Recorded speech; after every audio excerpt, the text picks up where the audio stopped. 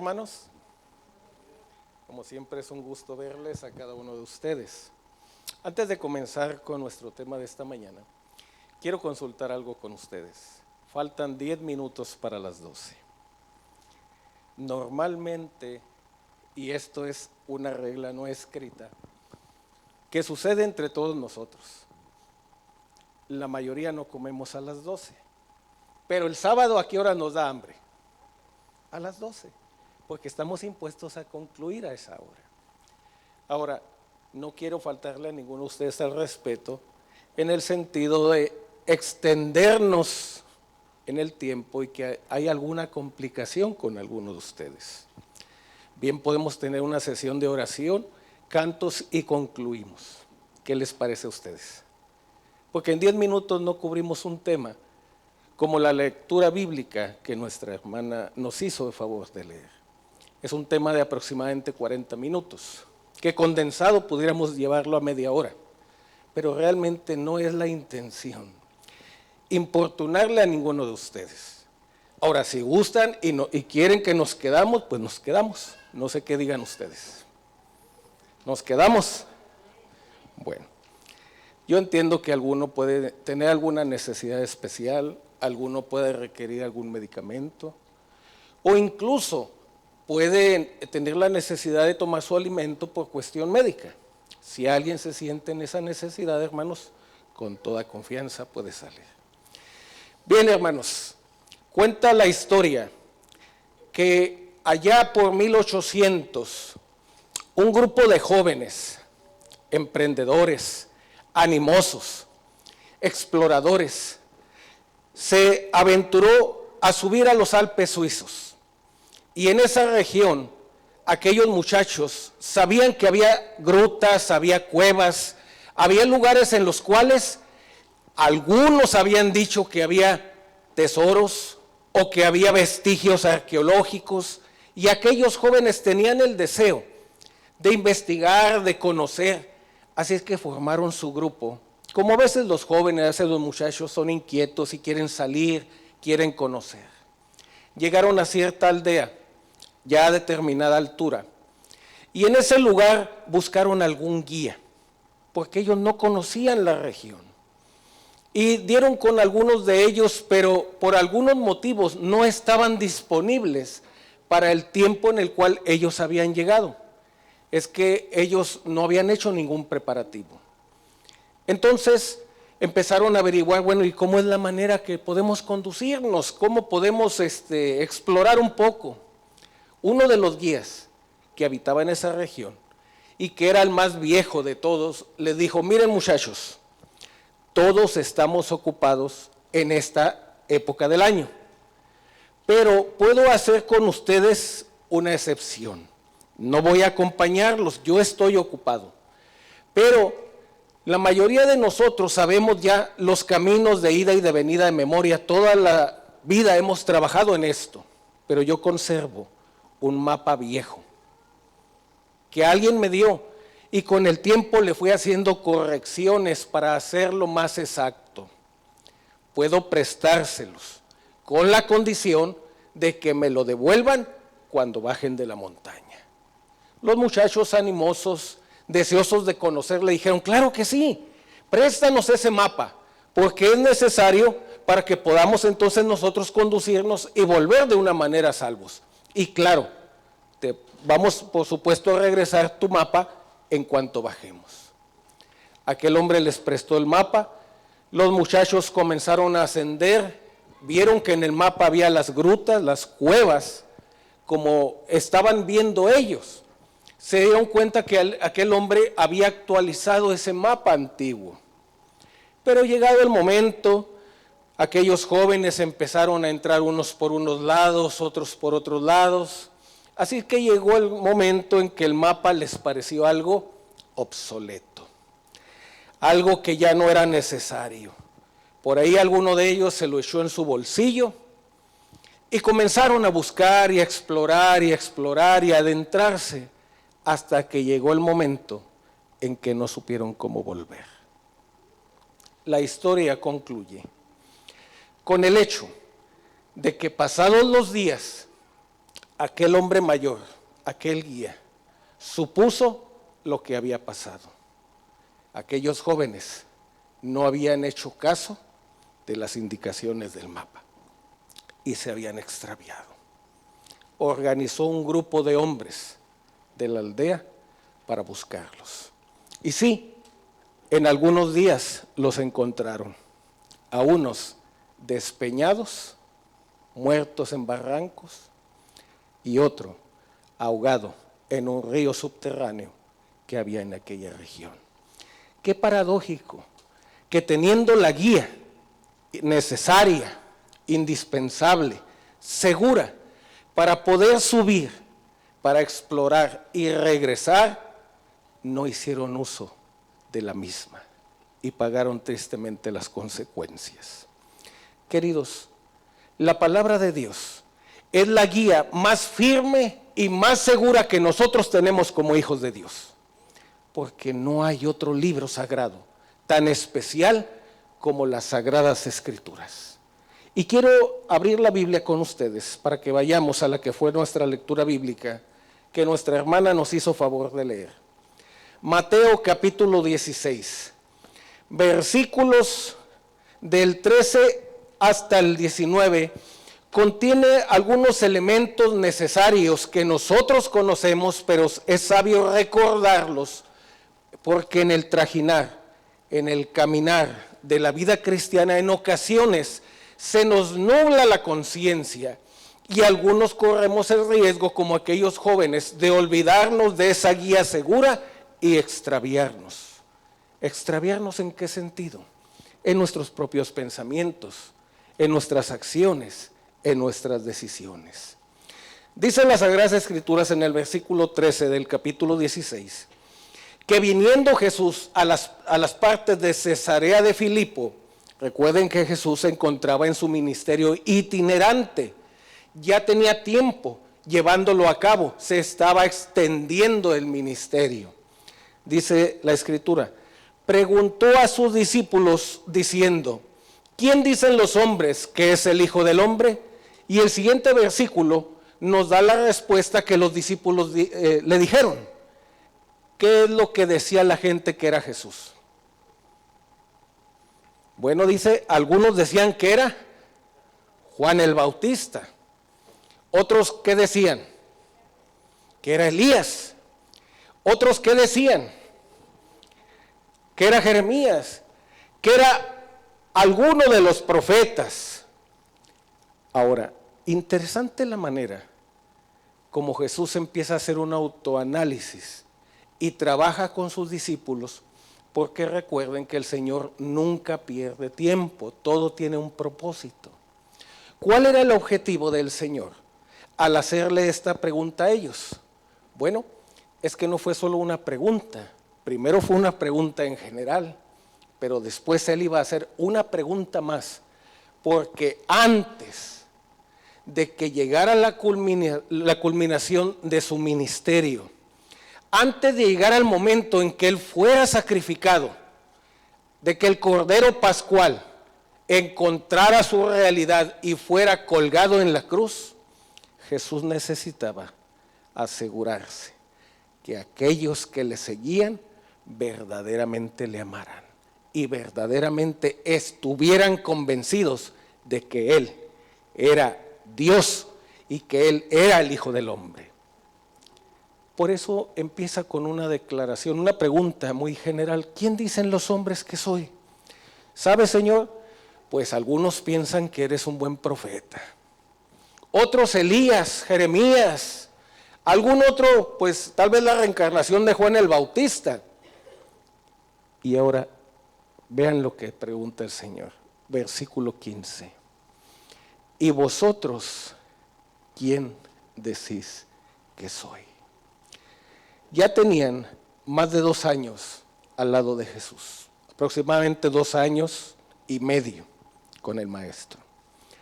No faltaba mucho para que terminara el ministerio de Jesús en la tierra.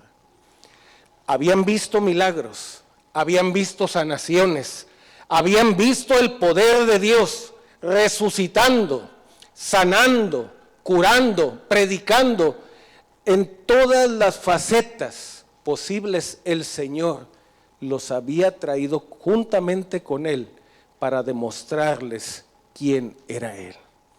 Pero había algo que Él tenía que confirmar. Ustedes, ¿quién dicen que soy? Porque no es lo mismo ser un simple espectador o estar en un grupo y creer o ser parte, estar dentro de ese movimiento y creer ciegamente de una manera firme que lo que se está enseñando es la verdad.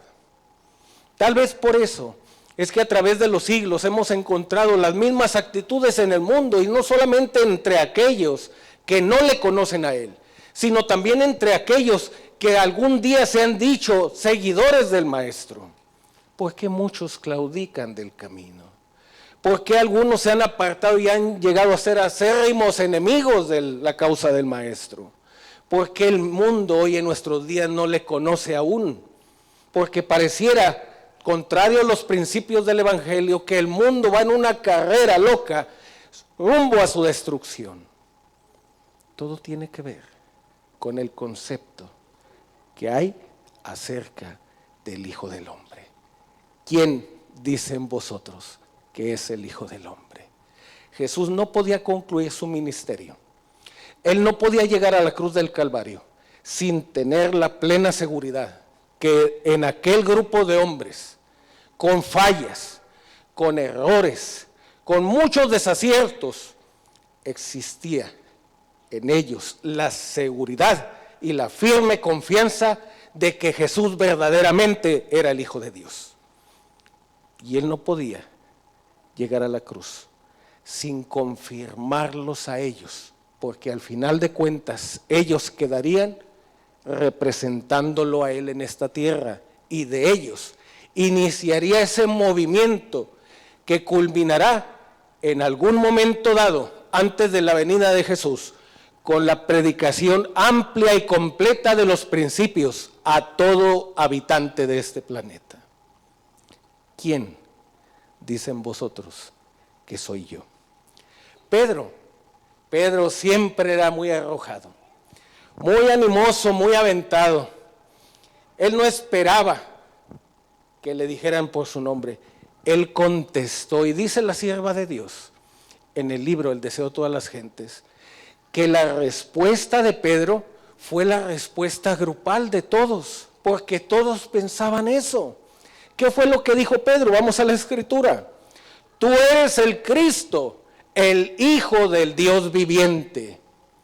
Y Jesús, contento con esa respuesta, le da una declaración a Pedro.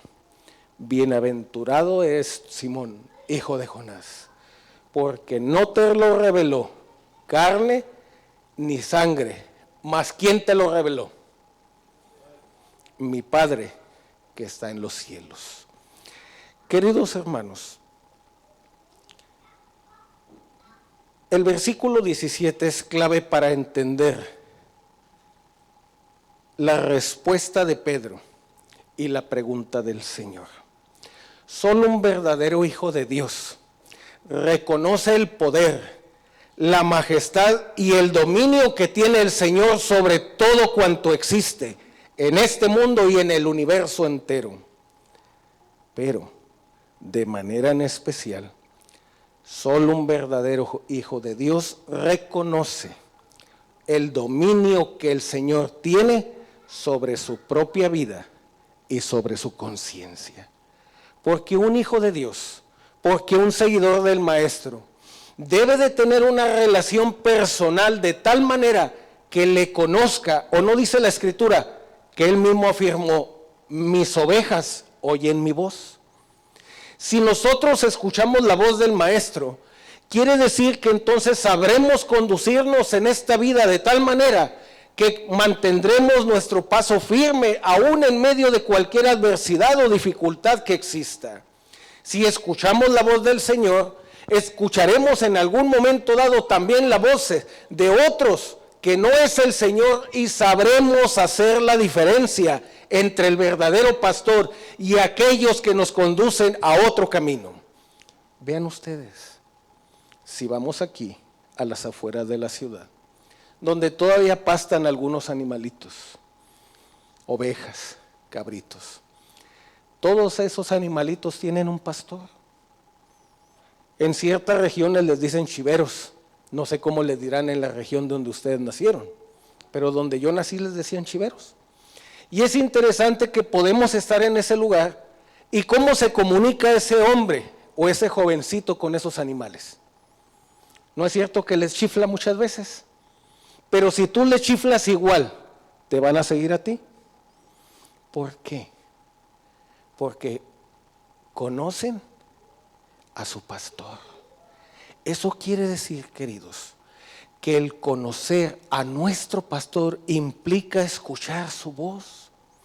Y escuchamos su voz cuando hay una comunicación correcta entre el cielo y nosotros. Para que haya una buena comunicación, tiene que haber un emisor y un receptor. Eso lo aprendimos en la escuela la mayoría de nosotros. Y en este caso es lo mismo con el cielo. Nosotros nos comunicamos con el Señor a través de ¿qué? A través de la oración. Le contamos nuestras penas, le contamos lo que nos duele, le contamos lo que nos aflige, nuestras ilusiones, nuestros deseos, todo aquello que pasa por nuestra mente. Pero ¿cómo nos contesta Él a nosotros? Es a través de su palabra. Es a través del estudio de la misma donde nosotros podemos encontrar siempre la voz del Señor. Por eso, hermanos queridos, es que algunos a veces nos extraviamos o damos tumbos en la vida porque no estamos teniendo esa comunicación correcta con el cielo. Algunos oramos y más que orarle al Señor como nuestro amigo y nuestro Padre, parece que sacamos una lista de peticiones como si fuéramos a Santo Claus, que de paso Santo Claus no existe, pero Dios sí existe. Y esperamos que haga nuestra voluntad. Y como no hace nuestra voluntad, algunos nos molestamos, nos ofuscamos, porque no hemos entendido los planes de Dios. Los planes de Él son maravillosos. Los planes de Él son de bienestar, son de prosperidad, son de bendición en todos los aspectos de la vida para nosotros. Pero necesitamos estudiar ese mapa, necesitamos conocerlo, necesitamos conocer la palabra para poder escuchar la voz de Dios. Entonces, queridos, nosotros tenemos, al igual que los discípulos de antaño, que hacernos esta pregunta. ¿Y tú, quién dices que es el Hijo del Hombre? ¿Es un buen maestro? ¿Es un gurú, como lo dice el mundo? ¿Es una persona especial simplemente? ¿O es tu mejor amigo? ¿Es tu confidente? ¿Es aquel a quien acudes cuando todo se desmorona? ¿Es aquel al que acudes cuando todo va bien? ¿Ha crecido esa relación a tal punto que si algún día tu fe llega a ser probada, te sostengas como sostenido de la mano del invisible? Si es así, continúa por ese camino, porque en el camino de Dios, cada día que vivimos es una nueva oportunidad para acrecentar, para ampliar, para profundizar esa relación personal que debemos de tener con Él. Porque así como algún día el Señor confirmó a sus discípulos antes de que Él llegara al momento de ofrecerse como sacrificio vivo, el Señor también nos confirma en esta vida a nosotros como verdaderos hijos de Dios y candidatos al reino de los cielos. Y eso, hermanos, debe de ser parte de nuestro diario vivir. Miren, vamos ahora al versículo 18. El versículo 18 y versículo 19 ha sido siempre un tema de controversia, no entre nosotros. Pero ustedes saben que conforme pasaron los siglos, el enemigo generó miles de problemas, dificultades, a tal punto que existe en nuestros días la religión popular en la cual se enseña que Dios le dio la autoridad divina a un hombre. y que le ha dado la autoridad a los hombres para poder excluir y hacer y deshacer cosas que nunca ha aprobado la palabra de Dios. Este es un ejemplo de a dónde puede llegar aquel que no se somete cada día a la voluntad de Dios. La Iglesia Popular ideó 5 siglos después de que nuestro Señor Jesús estuvo en la tierra el concepto de la supremacía papal. Fue específicamente el Papa León I en el año 445 después de Cristo, muchos años después de que habían muerto los apóstoles, la mayoría de los discípulos que iniciaron. Jesús ya no estaba en la tierra, incluso habían pasado obispos y obispos, y fue él el que ideó la idea errónea de que este pasaje habla sobre una autoridad que Dios le da a un hombre. Eso nunca fue así. La Escritura dice, porque son palabras del Señor: mas a ti también te digo, Pedro, y sobre esta piedra edificaré mi iglesia. Las palabras nosotros las conocemos, Petros y Petra, que de paso no es más que la misma palabra. Aún entre nosotros a veces se ha malentendido. Alguien por ahí ha dicho, bueno, es que Jesús es la Petra y Pedro era el Petros.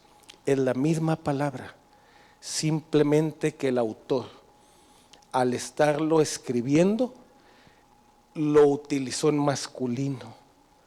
Pero no quiere decir que el Señor le dio autoridad alguna a Pedro. En el griego, la palabra para describir una pequeña piedra es litos. Esa no está en el Nuevo Testamento. Pero el concepto lo tenemos claro en la palabra de Dios, porque Jesús no le dijo a Pedro, sobre ti edificaré mi iglesia. La expresión, la construcción en el griego es un enunciado volitivo, quiere decir que se lo está diciendo a sí mismo. Sobre mí mismo edificaré la iglesia.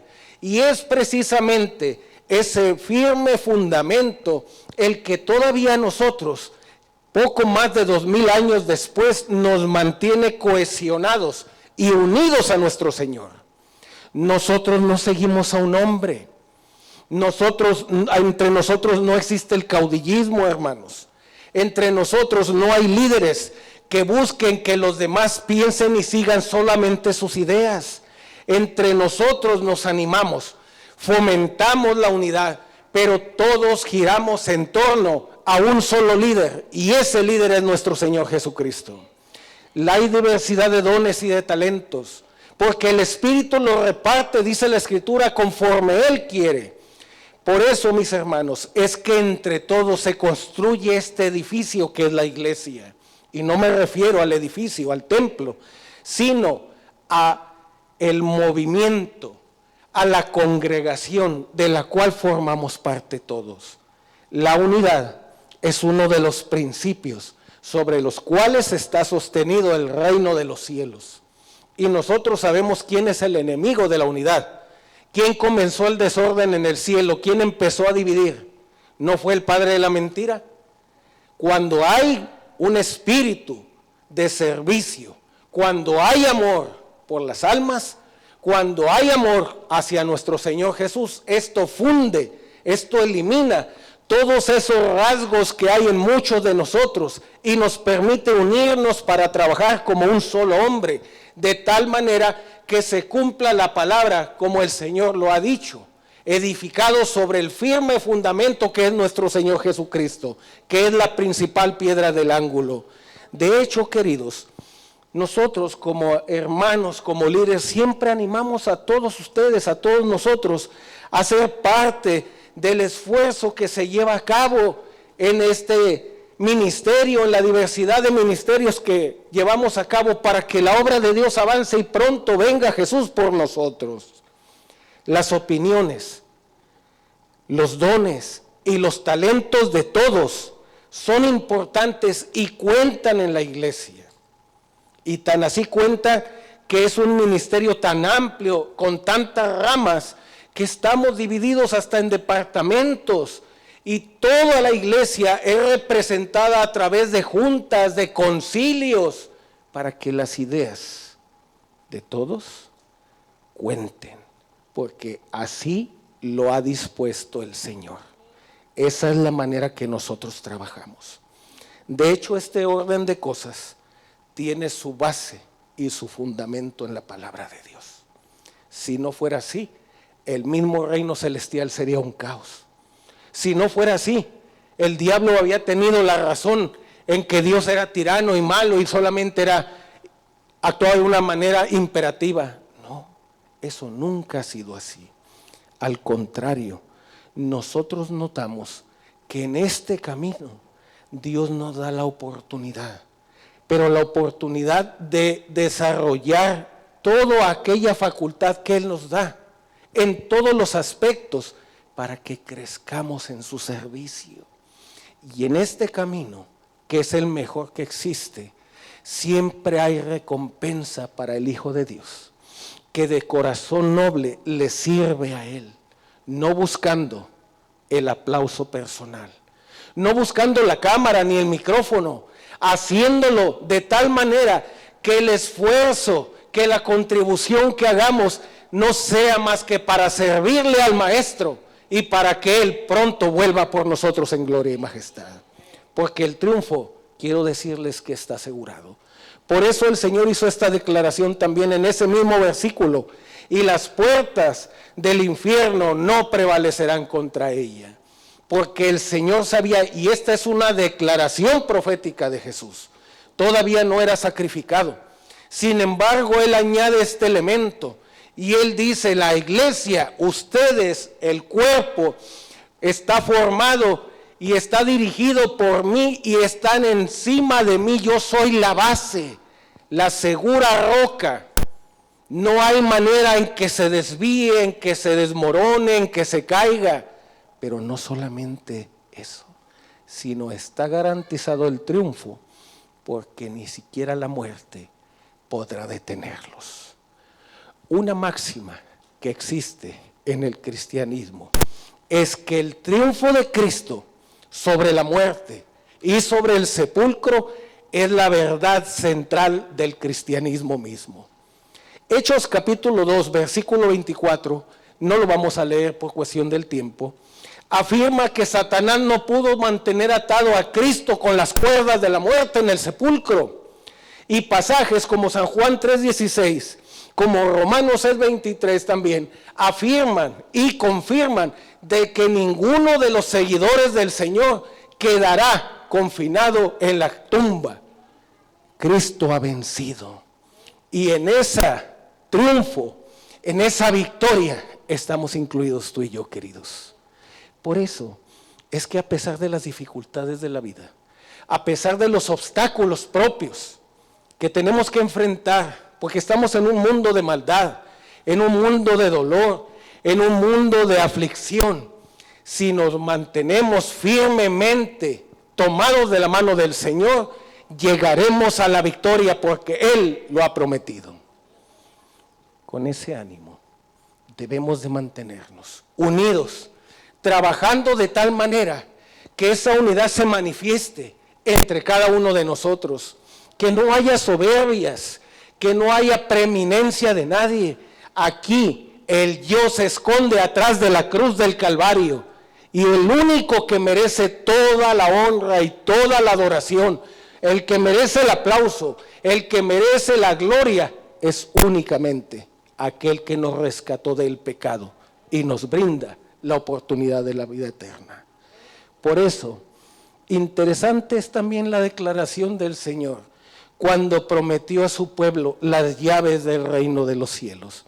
Y las llaves del reino de los cielos no son otra cosa más que las llaves del conocimiento. De acuerdo a Lucas 11:52, un conocimiento que los maestros en la antigüedad, los fariseos, saduceos, escribas, tenían restringido. Un conocimiento que la iglesia medieval también trató de limitar al laico, al pueblo, a los hijos de Dios, pero que no pudo obtener victoria alguna, porque siempre los planes del Señor se han cumplido se siguen cumpliendo y se cumplirán, porque Dios no es hombre para que mienta y no es hijo de hombre para que se olvide tampoco. Lo que Él dice, cuando Él empeña su palabra, se cumple y se cumple a cabalidad. Por eso, queridos, quiero volver ahora, para concluir, al versículo 15. Ahora, con lo que nosotros hemos recordado, con lo que nosotros hemos meditado, tú, ¿quién dices que es el Hijo del Hombre? ¿Lo reconoces en tu diario vivir? ¿Lo reconoces cuando estás en el fracaso, en la desilusión, en la pérdida? ¿Te das cuenta de que Él está a tu lado y camina contigo, te acompaña al trabajo, al hogar, a la escuela, donde quiera que sea? Si es así, hermanos, alabado sea el nombre de Dios, porque estamos en el camino correcto, porque la comunicación con el cielo es la indicada, y porque de esa manera, venga lo que venga y suceda lo que suceda, el Señor fortalecerá nuestra vida, afianzará nuestra fe y nos permitirá verle venir en gloria y majestad, para que se cumpla su palabra, que un día Él dijo a su Padre: quiero que donde yo esté, estos también estén conmigo. Sigamos, hermanos, firmes en el camino de Dios. Permitamos que cada día esa comunicación con el cielo sea una comunicación viva, personal y profunda, y cada día crezcamos más en la fe, para honra y gloria de Dios. Que Dios les bendiga.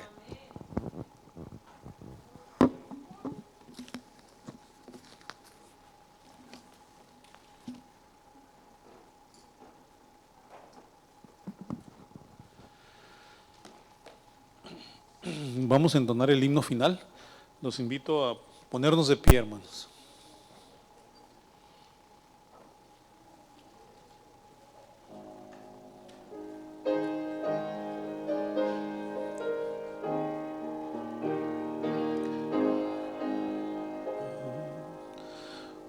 Oh, tenga yo la ardiente fe, que ante enemigos mil no temblará, ni aun esté, ni aun cuando esté en la miseria vil, en la miseria vil, vil, vil.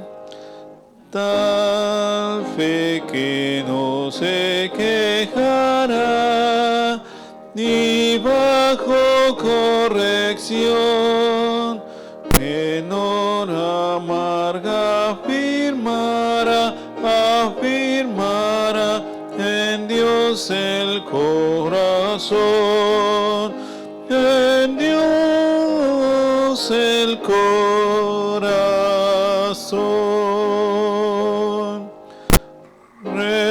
Refulges más y hay tempestad, rugiendo en derredor, y cruzará la oscuridad,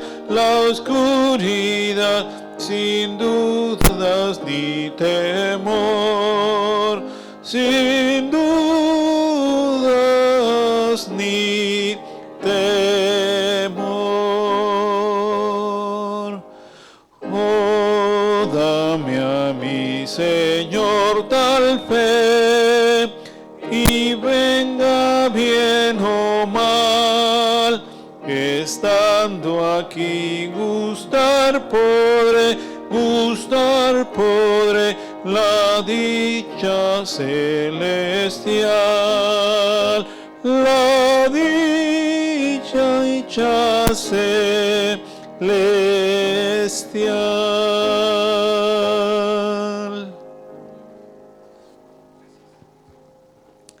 Hermanos, gracias por su tiempo.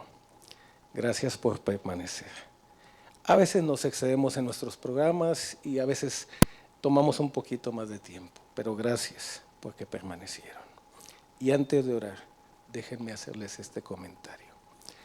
Todos los que aquí estamos formamos parte de una familia. Los consejos de la palabra de Dios, hermanos, no son para acicatar, para golpear. La Biblia no es para usarla para atacar. El púlpito no es para sacar nuestras frustraciones, es para presentar la palabra de Dios. Y hay situaciones que nos aquejan, hay otras con las que nos identificamos, pero de ninguna manera nadie debe de tomar esto personal. En una familia nos ayudamos para crecer todos. Y es nuestro deseo que todos los que estamos aquí presencialmente, junto con nuestros hermanos que están también en las redes sociales, algún día todos juntos estemos en la patria celestial. Estamos para ayudarnos, hermanos, no para hundirnos. Estamos para motivarnos a seguir adelante, no para abandonarnos. Mantengámonos unidos al Señor y Él nos va a ayudar a seguir firmes, unidos como pueblo, para lograr la victoria, para honra y gloria de Dios. Vamos a orar. Cariñoso y buen Padre que moras en las alturas de los cielos y también en cada uno de nuestros corazones. Señor, gracias te damos por tu palabra, porque en la misma siempre encontramos la guía segura para conducir nuestro diario vivir y algún día, no muy lejano ya, podernos encontrarnos contigo cara a cara en aquel glorioso día cuando vendrás en gloria y majestad. Gracias, Padre, porque en medio de las dificultades que tenemos que experimentar cada día, en medio de nuestros achaques, nuestras enfermedades, nuestras aflicciones, gracias porque nos das la seguridad de que no estamos solos en este mundo. Te tenemos a ti, Padre, como guía, como director de nuestras vidas, y también tenemos una familia en Cristo que es todos nuestros hermanos y hermanas. Pedimos tu bendición para cada uno de nosotros, para que en la diversidad, Señor, de las situaciones que tenemos que enfrentar, siempre nos acompañes, siempre nos dirijas, siempre nos sustentes, que en medio de cualquier adversidad, cuando ya no encontramos la solución a nuestras vidas, Señor, tú siempre abras una puerta y siempre nos muestres la salida para cualquier circunstancia. Pero así como nos bendices, también te pedimos ahora que nos confirmes como candidatos al reino de los cielos. Señor, bendícenos. Todos tenemos defectos de carácter, todos tenemos deficiencias porque somos seres humanos, pero tú sabes que te amamos. Y es por medio de ese amor que tú primero tuviste hacia nosotros y que ahora nace también en nosotros hacia ti, porque así lo dice tu palabra. Nosotros te amamos porque tú nos amaste primero. Por amor, te suplicamos que nos transformes, que nos capacites, no solo para servirte en esta vida, sino muy pronto también para servirte en la vida celestial. Bendice a cada uno de mis hermanos y hermanas. Llévanos con bien hasta nuestros hogares, a los que hemos estado aquí presencialmente, y que tu bendición también alcance a nuestros hermanos que nos acompañan a través de las redes sociales. Pues lo agradecemos y lo suplicamos todo en la sangre y por los méritos de nuestro Señor Jesucristo. Amén. Que Dios les bendiga, que pasen feliz sábado.